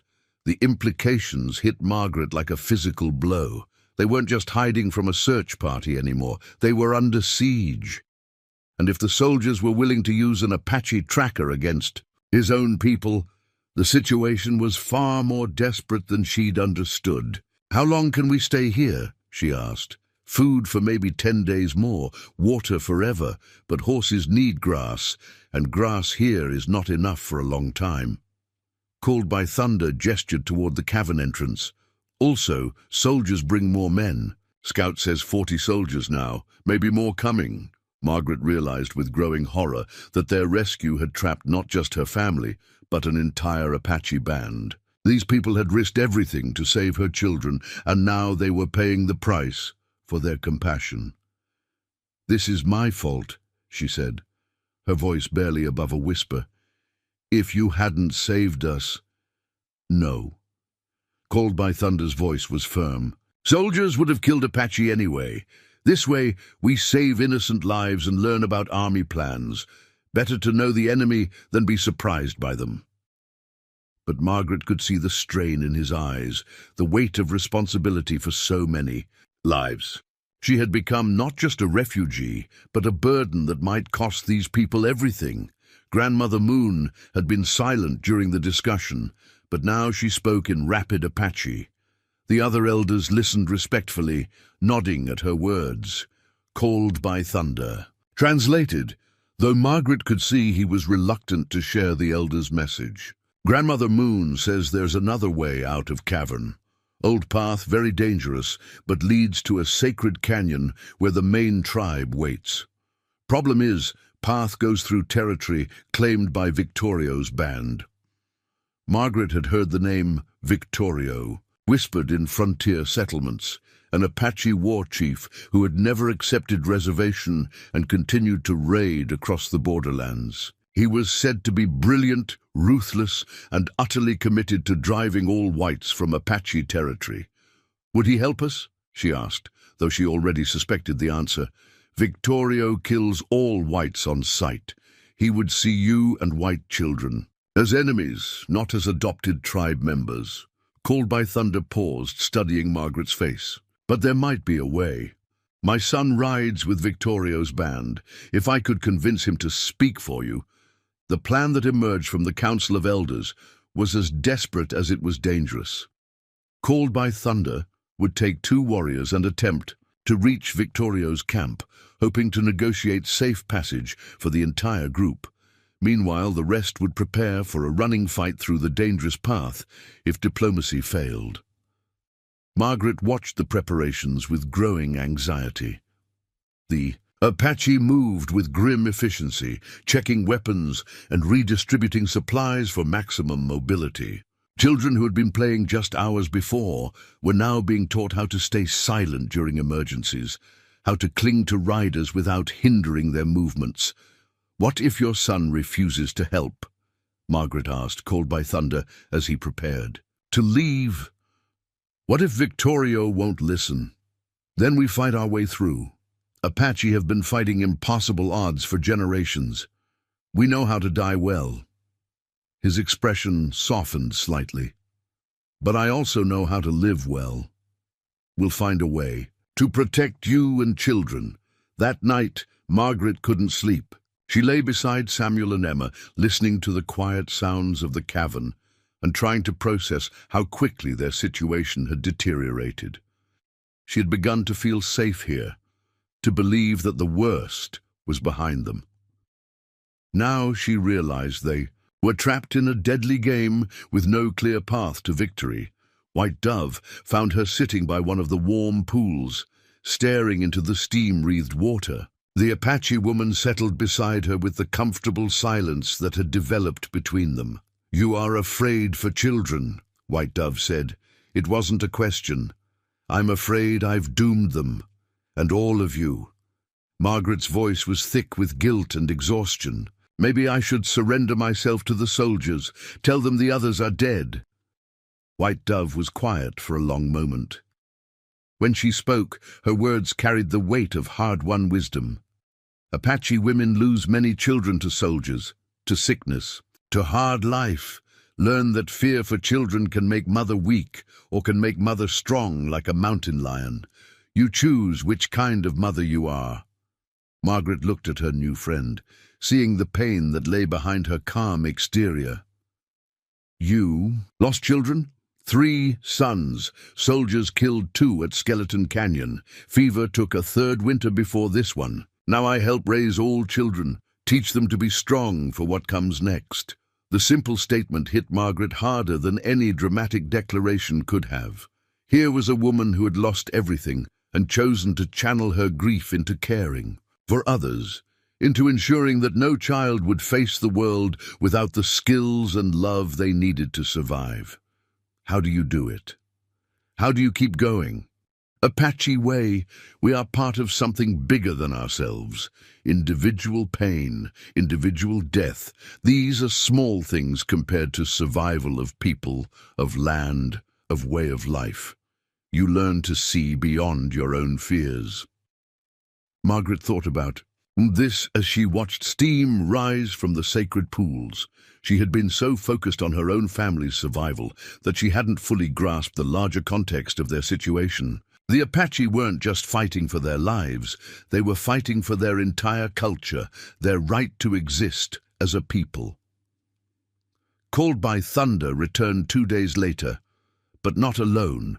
With him came a young Apache warrior whose resemblance to the older man was unmistakable, despite the anger that hardened his features. This had to be his son, the one who blamed all whites for his people's suffering.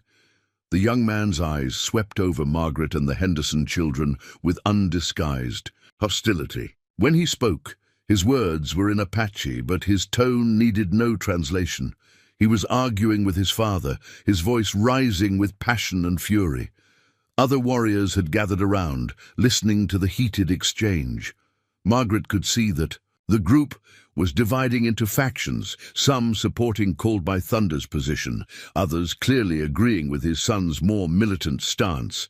Finally, the Called by Thunder raised his hand for silence. He spoke to the assembled group in Apache, then turned to Margaret. My son's name is Joaquin. He rides as war leader under Victorio. He says Victorio will allow Apache to pass through his territory, but white adoptees must prove their loyalty. To the tribe, Margaret felt her heart sink. What kind of proof? Joaquin stepped forward, his English accented but clear. You must choose. Fight beside Apache against soldiers who killed your husband, or die as white woman who brings danger to our people. The ultimatum hung in the air like smoke from a fire. Margaret looked around at the faces watching her, some sympathetic, others neutral, a few openly hostile. She realized that her acceptance into the tribe had been conditional, and now those conditions were being tested. What exactly are you asking me to do? Soldiers have an Apache tracker, a half-breed who betrays his own people for army gold. You will help us kill him. Show that you choose Apache way over White Way. Margaret's mind reeled. They were asking her to become a killer, to cross a line she had never imagined crossing. But as she looked at Emma and Samuel, at the Henderson children who had become her responsibility, she realized that abstract moral principles were luxuries she could no longer afford. If I refuse, Joaquin's expression didn't change. Then you are the enemy of Apache people. Victorio's warriors will kill you and white children, leave your bodies for soldiers to find. The choice was stark and terrible. Kill or be killed. Become something she had never been, or watch her children die for her moral squeamishness. Margaret thought of Thomas, of the soldiers who had murdered him in cold blood, of the corruption that had destroyed everything she had tried to build. When? She asked, her voice steady despite the turmoil in her soul. Joaquin smiled, but it was a cold expression that didn't reach his eyes. Tonight, Apache warriors will create diversion, draw soldiers away from the main camp. You will go with a small group to find Tracker. Kill him quietly. If you succeed, Victorio grants safe passage. If you fail or refuse, you die with him. The rest of the day passed in a blur of preparation and grim anticipation. Margaret found herself being instructed in the use of an Apache knife, learning how to approach a target silently, how to strike with lethal efficiency. The lessons were given matter-of-factly, as if teaching someone to kill was as normal as teaching them to cook. White Dove helped her prepare, painting her face with traditional markings that would help her blend into the darkness. The older woman's hands were gentle, but her expression was serious. "First kill is the hardest," she said quietly. "After, you understand that some people choose to be enemies of life itself. Killing them is like killing a snake that threatens." "Children," Margaret nodded, trying to internalize this philosophy. The Apache tracker had chosen to betray his own people, to help the soldiers who were hunting innocent children. If she had to kill him to protect Emma and Samuel, then she would find the strength to do it. As darkness fell, the Apache began their diversion. Fires were lit at strategic points around the soldiers' camp, creating confusion and forcing them to spread their forces thin. Margaret found herself crouched in the darkness with two Apache warriors, studying the enemy camp through the scope of a rifle. The tracker was easy to identify. A man who looked Apache but dressed like a soldier, sitting by himself near the command tent. The soldiers clearly didn't trust him completely, but they needed his skills too much to reject his help entirely. "He is alone now," whispered one of her companions. "You go. We watch. Make sure no soldiers come." Margaret felt time slow as she moved through the darkness toward her target.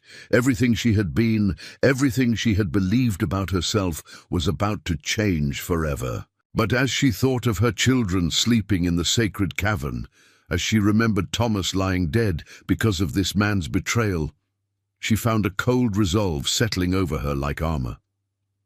The tracker never saw her coming.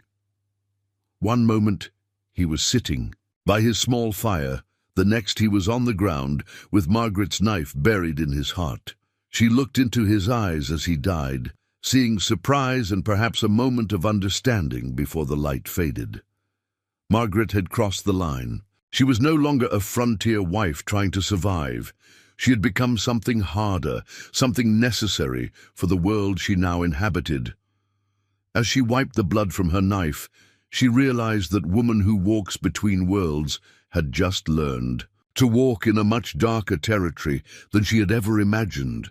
The return to the sacred cavern felt like emerging from a nightmare into uncertain dawn. Margaret's hands had stopped shaking, but she could still feel the weight of the knife in her palm, still see the tracker's surprised eyes as life left them.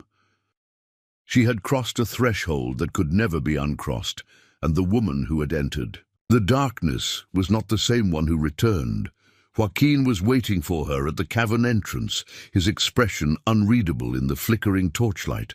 Behind him stood several other Apache warriors, their faces painted for war, weapons ready for the next phase of their escape plan. "It is done?" he asked, though her blood-stained clothing already provided the answer. Margaret nodded, her voice steady despite the turmoil in her soul.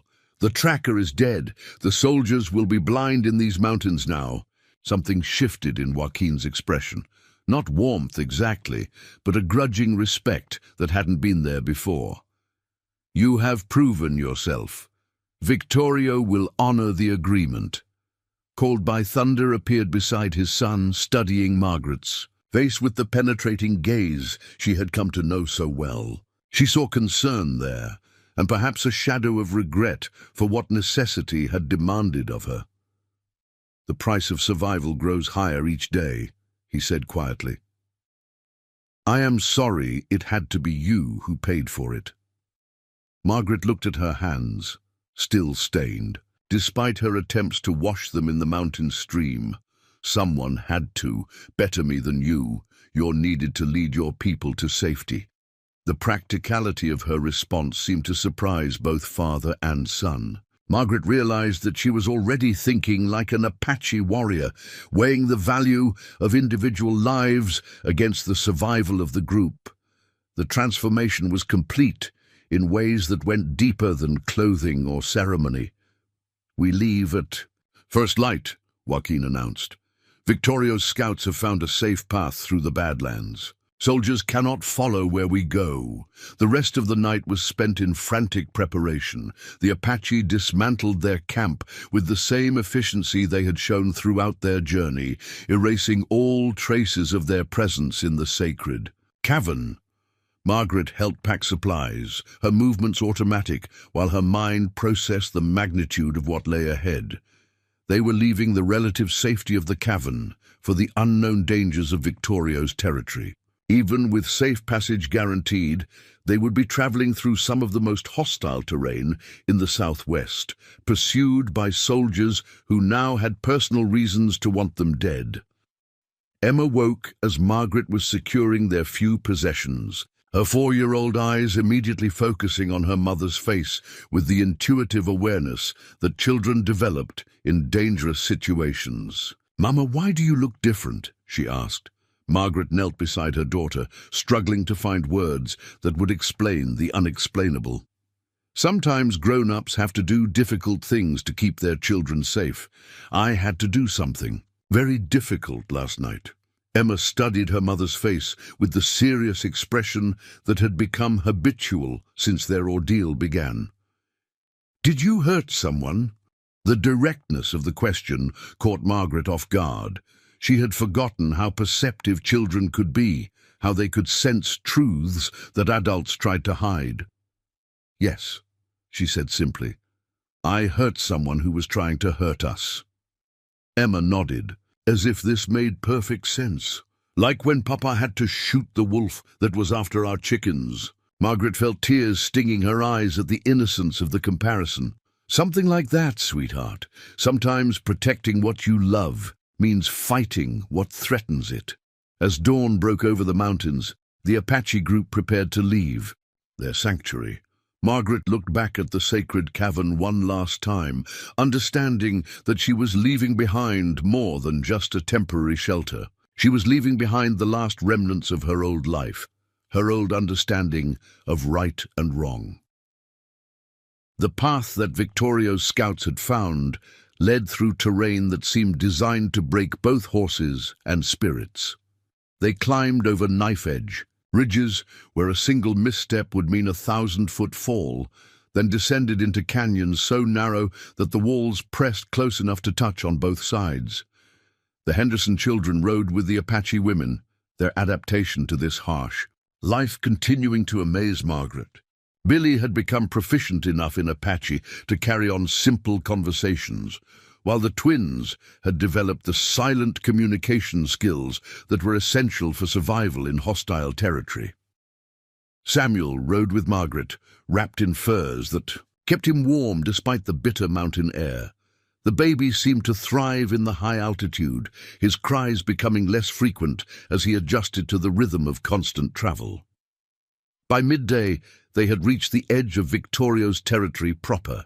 The landscape here was different from anything Margaret had seen before, a maze of red rock formations that rose like ancient cities from the desert floor. The formations created natural fortresses and hiding places, perfect for a guerrilla force that needed to appear and disappear like ghosts.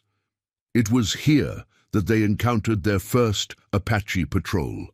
The warriors materialized from behind rock. Formations, with the silent efficiency that was their trademark, surrounding the group before anyone realized they were there. Margaret felt her hand move instinctively toward her knife, then forced herself to remain still as Called by Thunder and Joaquin rode forward to parley.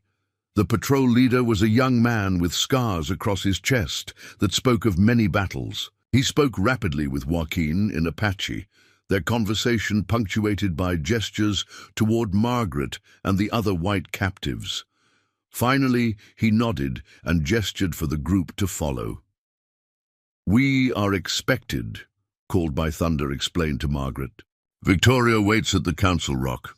The journey to the Council Rock took them deeper into the maze of red stone formations. Margaret began to understand why the Apache had been able to resist the army for so long. This landscape was a natural fortress, with 1,000 hiding places and escape routes that only the indigenous people knew. They rode through passages so narrow that riders had to go single file, then emerged into hidden valleys where grass grew thick and springs provided fresh water. It was a secret world, invisible from the surrounding desert, where an entire people could live free from the constraints of reservation life. The Council Rock was a massive formation that rose like a natural cathedral from the center of a circular valley. Apache lodges dotted the valley floor, arranged in the traditional pattern that Margaret had learned, indicated a temporary but well-organized camp. Smoke rose from cooking fires, and she could see children playing in the distance while women worked at various tasks. But it was the man standing at the base of the Council Rock who commanded immediate attention. Even from a distance, Margaret could feel the power that radiated from Victorio like heat from a forge. He was not tall, but his presence seemed to fill the entire valley. As they approached, Margaret could see that Victorio was perhaps 50 years old, his face marked by the hard lines of a man who had seen too much war. His eyes were intelligent and calculating, missing nothing as he studied the approaching group. Joaquin dismounted first, approaching the war chief with the respectful deference due to a leader of his stature. They spoke in Apache, their conversation too rapid for Margaret to follow, even with her limited understanding of the language. Finally, Victorio gestured for Margaret to approach. She dismounted carefully, aware that every Apache in the valley was watching this moment. Samuel was in her arms, while Emma clung to her dress with the instinctive fear of a child in the presence of great power. "You are the white woman who killed the tracker," Victorio said in clear English, his voice carrying the authority of someone accustomed to being obeyed without question. "I am," Margaret replied, meeting his gaze directly despite the intimidation she felt. Victorio studied her for a long moment, his eyes taking in every detail of her appearance and bearing. Margaret had the sense that he was looking deeper than the surface, evaluating her character and resolve with the skill of someone who had spent a lifetime judging the worth of warriors.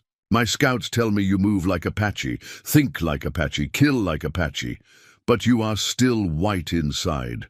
How do I know you will not betray my people when it serves your purpose?" The question hung in the air like a challenge. Margaret realized that everything depended on her answer, not just safe passage for her family, but acceptance into a world where loyalty was the only currency that mattered. "Because I have nowhere else to go," she said simply. "The white world killed my husband and tried to kill my children. You are my people now, for better or worse." Victorio nodded slowly, as if her answer confirmed something he had already suspected. "The tracker you killed was my nephew. His mother was my sister, his father a white soldier who abandoned them both. He chose to serve the army that had rejected him, thinking it would make him white. Instead, it made him a traitor to both peoples." Margaret felt her stomach clench. She had killed this man's nephew, his own blood relative. The fact that he was thanking her for it rather than demanding vengeance spoke to a complexity of Apache justice that she was only beginning to understand. "I'm sorry for your loss," she said carefully, "but he was helping the soldiers hunt innocent children." Yes, he forgot that blood is thicker than gold. Family is more important than acceptance by enemies. His death was necessary, but it was also a tragedy. Victorio's expression softened slightly. "You gave him clean death, warrior's death. For this I am grateful." The war chief turned to address the assembled Apache, his voice carrying clearly across the valley. Margaret couldn't understand his words, but she could feel the power in them, the way they stirred the listeners to nods of agreement and murmurs. of approval. "I have told my people that you are to be treated as full Apache," he explained to Margaret. "You will be given lodge, horses, weapons. Your children will be raised as Apache children, taught Apache ways alongside white knowledge. But you must understand, once you accept this protection, you are committed to Apache cause. There is no going back to white world." Margaret looked around the valley at the faces watching her. These people were offering her something precious, not just survival, but belonging. They were asking her to join their struggle, to become part of their resistance against a world that wanted to destroy them. "What does that mean exactly?" she asked. "It means you fight beside us when fighting is needed. It means you raise your children to be strong, to carry on Apache ways even if Apache people disappear from Earth. It means you choose Apache future over white comfort, even when choice is hard." Margaret thought of her parents in Boston, of the life she had once dreamed of giving her children. That world seemed like a story from someone else's life now, as distant and unreal as a fairy tale. "I accept," she said, her voice carrying across the valley with surprising strength. Victorio smiled, the expression transforming his stern features into something almost gentle. "Then, welcome home, woman who walks between worlds. Your long journey is over." As the Apache people of the valley came forward to welcome their new sister, Margaret felt something she hadn't experienced since Thomas's death. The deep peace that came with belonging somewhere, with being accepted completely for who she had become rather than who she had been. The sun was setting behind the red rock formations, painting the valley in shades of gold and crimson. Margaret stood with her children in her arms, surrounded by her new family, and realized that sometimes the end of one world was simply the beginning of another. The frontier widow was dead. In her place stood an Apache woman, ready to face whatever challenges lay ahead with the strength of her people behind her and the wisdom of both worlds to guide her path. 5 years had passed since Margaret Sullivan had died in that Colorado blizzard, and Woman Who Walks Between Worlds had taken her place. The red rock country of Victorio's stronghold had become more familiar to her than the Boston streets of her childhood, more home than the Kansas plains where she'd first learned to be Thomas's wife. She stood on the rim of Eagle's Nest Canyon, watching her daughter Emma, now called Wind in the Pines, practice with a bow alongside the other Apache children. At 9 years old, Emma moved with the fluid grace of someone born to this harsh landscape, her pale hair braided with colored beads in the Apache style, her feet sure on terrain that would have terrified her civilized grandmother. Samuel, renamed Little Bear Who Laughs, toddles among the Apache women with the confidence of a child who had never known any world but this one. At 5, he spoke Apache as fluently as English, switching between languages with the unconscious ease of someone truly bilingual. His skin had darkened under the desert sun until he could pass for Apache at a distance, though his green eyes still marked his mixed heritage. The Henderson children had thrived beyond anyone's expectations. Billy, now Running Wolf, had grown into a skilled hunter and scout. At 11, his natural intelligence channeled into learning every aspect of Apache survival skills. The twins, Morning Star and Evening Star, had become daughters to White Dove in all but blood, their blonde hair and blue eyes a startling contrast to their Apache dress and manner. Margaret herself had changed in ways that went far deeper than appearance. Her hands were calloused from years of tanning hides and weaving baskets, her body hardened by constant travel and the physical demands of Apache life. But it was her eyes that showed the most dramatic transformation. They held the watchful alertness of someone who had learned to see danger before it struck, the quiet confidence of a survivor who had adapted to any circumstance. The past 5 years had not been peaceful. The Apache war with the American government had intensified, forcing Victorio's band to move constantly through an ever-shrinking territory. Margaret had fought in more skirmishes than she cared to count. Her rifle, as familiar in her hands as Samuel's weight in her arms. She had killed when killing was necessary, saved lives when mercy was possible, and learned to live with both choices. But now, everything was changing again. Word had come through the network of Apache scouts that Victorio himself was dead, killed, in a battle with Mexican forces at Tres Castillos. The great war chief who had accepted Margaret into his tribe was gone, and with him the unified resistance that had held the scattered Apache bands together.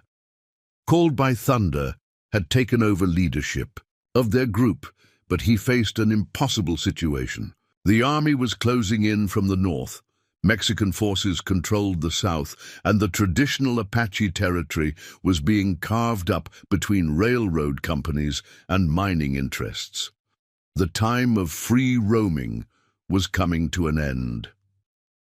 That evening, as the band gathered around the council fire in their hidden canyon stronghold, Margaret listened to the debate that would determine all their futures. Some of the younger warriors, led by Joaquin, argued for fighting to the death rather than accepting reservation life.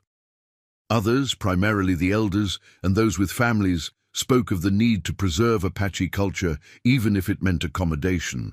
With the white world, we cannot feed our children on pride, argued White Dove, holding one of the Henderson twins close to her side. Better to live as Apache on reservation than to die as Apache in wilderness. Life without freedom is not life, Joaquin countered, his face hard with the fanaticism of someone who had never known defeat.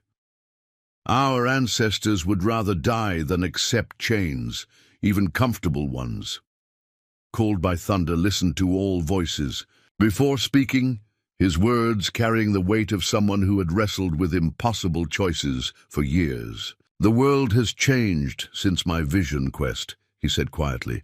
Thunder Being showed me two paths, resistance that leads to death or adaptation that leads to survival. I chose adaptation, but I did not understand what it would cost. He looked directly at Margaret, his expression heavy with the burden of leadership. You have lived in both worlds. What do you see in the white man's future for Apache people? Margaret felt the weight of every gaze in the circle. These people had saved her life, accepted her as family, made her one of their own. Now they were asking her to help them choose between cultural death and physical extinction. I see a future where Apache children learn to read and write in white schools, she said carefully. Where they speak English as well as Apache, where they work within the white man's system to protect what can be protected of Apache ways. The silence that followed her words was heavy with skepticism and pain. She had described exactly what many of them feared most, the slow dissolution of everything that made them Apache. But I also see something else, she continued, her voice growing stronger. I see Apache wisdom surviving inside white institutions. I see Apache children who become doctors and lawyers and teachers, who use white man's weapons, words and laws and education, to fight for Apache rights. She gestured toward her own children, toward the Henderson children who had become as Apache as any pureblood. Our children are proof that cultures can blend without destroying each other. They are bridges between worlds carrying the best of both. Called by Thunder nodded slowly. This is what Thunder Being showed me in my vision, not the end of Apache people, but their transformation into something new, something that can survive in the world that is coming. The debate continued through the night, but Margaret could see that opinion was shifting toward accommodation. The reality of their situation was undeniable. They were outnumbered, outgunned, and running out of places to hide. The choice was no longer between freedom and subjugation, but between extinction and evolution. 3 weeks later, Margaret found herself riding toward the San Carlos Reservation in Arizona Territory. part of a column of Apache families who had chosen survival over defiance. It was not a surrender called by Thunder had insisted, but a tactical retreat that would allow them to regroup and adapt to new circumstances. The reservation itself was a shock, even to someone who had spent years preparing for this moment. Hundreds of Apache from different bands were crowded together on land that could barely support a fraction of their number. Government buildings dominated the landscape, symbols of white authority that served as constant reminders of their defeated status. But Margaret was surprised to discover that Apache culture had not been entirely suppressed, merely driven underground.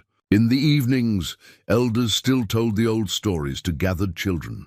Women still practiced traditional crafts, their skills passed down through generations of occupation and resistance. The Apache language still flourished in private conversations, even as English was mandated in the government school. The school itself became Margaret's particular focus. As one of the few Apache women who could read and write English fluently, she was hired as an interpreter and cultural liaison. It was difficult work, helping Apache children navigate between the white world they were being forced to enter and the Apache culture they were being told to abandon. But Margaret began to see opportunities within the system. She convinced some of the white teachers to incorporate Apache legends into their lessons, arguing that it would help the children learn English more effectively. She organized after-school sessions where Apache children could practice traditional skills alongside their formal education. Most importantly, she began working with other Apache women to preserve their cultural knowledge in written form. They created books of traditional recipes, medicinal practices, stories and songs, all written in English so they could be preserved even if the Apache language was eventually lost. Emma thrived in this environment, her natural intelligence allowing her to excel in both Apache and white educational systems. She became fluent in 3 languages, English, Apache and Spanish, and showed particular aptitude for mathematics and science. Margaret began to envision a future where her daughter might become a teacher herself, or even a doctor serving both white and Apache communities. Samuel adapted to reservation life with the resilience of early childhood, making friends among children of all backgrounds and learning to navigate the complex social dynamics of the reservation. His Apache name, Little Bear Who Laughs, proved prophetic. His cheerful nature and infectious humor made him popular with both Apache families and white administrators. The Henderson children faced unique challenges as whites raised Apache, but they found their place as cultural interpreters and advocates. Billy, Running Wolf, became an unofficial liaison between the Apache community and the reservation authorities, his ability to understand both perspectives making him valuable to both sides. As the months turned to years, Margaret watched the Apache people slowly adapt to their new circumstances. It was not the future any of them had wanted, but it was a future nonetheless. Apache children were learning to read and write. Apache men were finding work as scouts and interpreters. Apache women were discovering new markets for their traditional crafts. There were losses, certainly. Some of the old ways were forgotten, as the elders died and young people focused on survival in the white world. Some Apache youth lost their connection to traditional culture entirely, becoming indistinguishable from their white contemporaries except for their physical features. But there were also unexpected gains. Apache children educated in white schools returned to their communities with new skills and knowledge that could be used to protect Apache interests. Some became lawyers who fought for Apache land rights. Others became doctors who combined traditional healing with modern medicine. Called by Thunder had been right about the need for adaptation. The Apache people had not been destroyed by their contact with white civilization.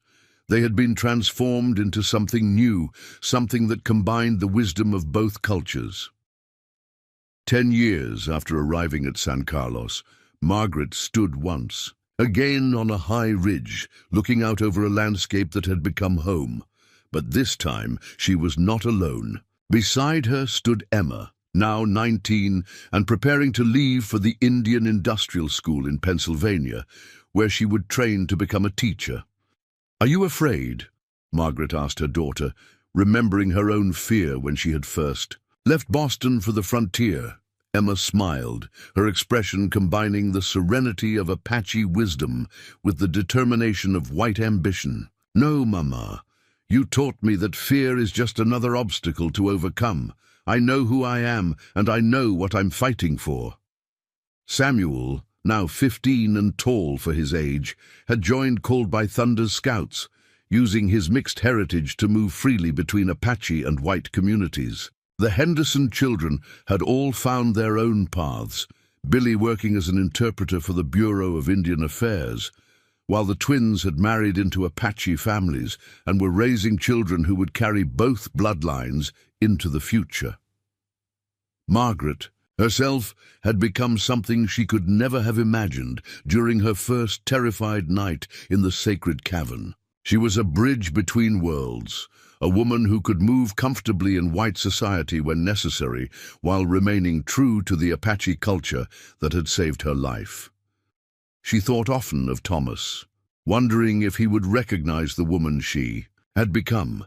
The frightened frontier wife who had hidden beneath the cabin floor was gone forever, replaced by someone harder, wiser, more adaptable. She had learned to kill when killing was necessary, to survive when survival seemed impossible, to love when love required courage. Most importantly, she had learned that identity was not fixed, that people could reinvent themselves when circumstances demanded it. The little girl from Boston, the frontier wife from Colorado, the Apache warrior woman, all were part of the same person, layers of experience that had created someone uniquely equipped to navigate between different worlds. As the sun set behind the Arizona mountains, painting the sky in the colors of fire and blood, Margaret felt a deep sense of completion. She had survived the storm that had nearly destroyed her family, found shelter among people she had been taught to fear, and helped create a future where her children could thrive in a world that was constantly changing. The frontier widow was truly dead now, her story complete. But Woman Who Walks Between Worlds lived on, her legacy carried forward by children who embodied the best of both cultures, who would help shape a future where different peoples could coexist and learn from each other. The storm had passed, and in its wake, new life had taken root and flourished. Up next, you've got 2 more standout stories right on your screen. If this one hits the mark, you won't want to pass these up. Just click and check them out, and don't forget to subscribe and turn on the notification bell so you don't miss any upload from us.